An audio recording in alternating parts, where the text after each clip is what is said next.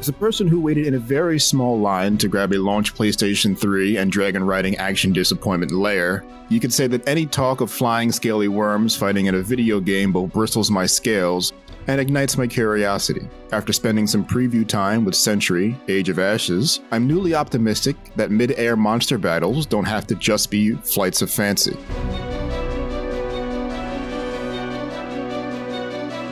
Century is a third-person multiplayer shooter that feels more akin to Ace Combat than Panzer Dragoon at first. Teams of 3 or 6 riders take to the skies to burn and blast their enemies to secure kills and objectives across a handful of maps and play modes. Before I did any of that, though, I had to take a pass through the tutorial mode, which does a great job at teaching you the many technical aspects of flight, as well as offensive and defensive maneuvers to dominate your airspace with.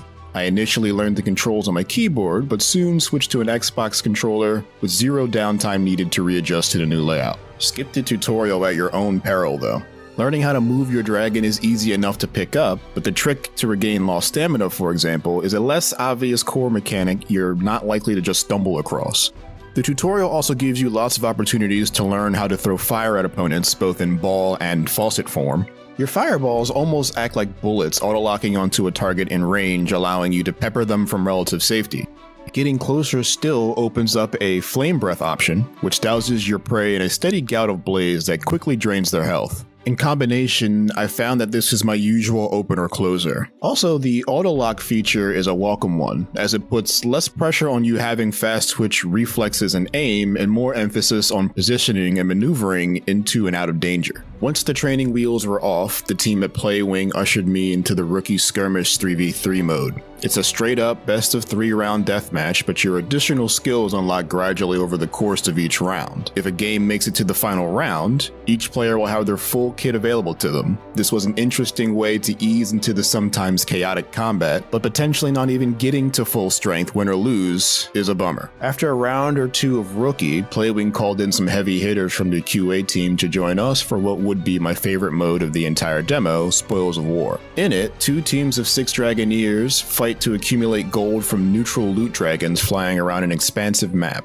Every few minutes, new sub-objectives spawn that make gathering your horde easier or threaten it entirely. Maybe it's suddenly locked and a floating NPC is carrying a key you have to retrieve and return to your base to unlock it.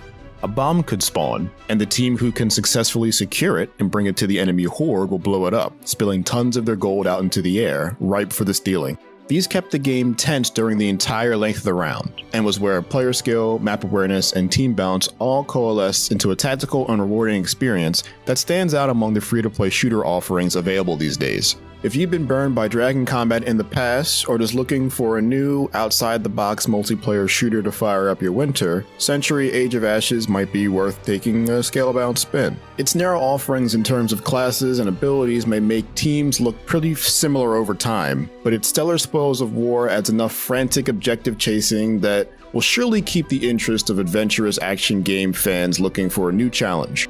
For more airborne action games, check out our hands-on with the Falconeer, as well as our review of Ace Combat 7. And for everything else, stay perched here at IGN.